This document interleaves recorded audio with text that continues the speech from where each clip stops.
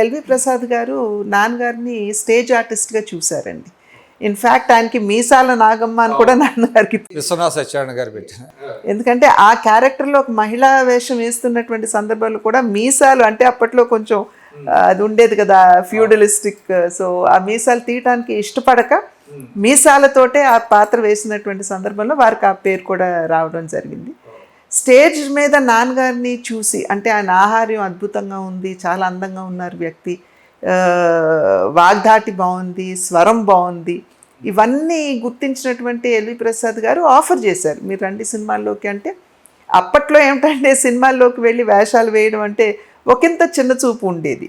So మా నాయనమ్మ గారు వాళ్ళకు కూడా అంతగా ఈ నాన్నగారు సినిమాలోకి వెళ్ళాలని, అక్కడ పని చేయాలని, ఒక యాక్టర్గా పైకి రావాలని ఆ ఆలోచన లేదు. ఎందుకంటే కొంచెం తగ్గించి చూసేవారు కాబట్టి వారిని.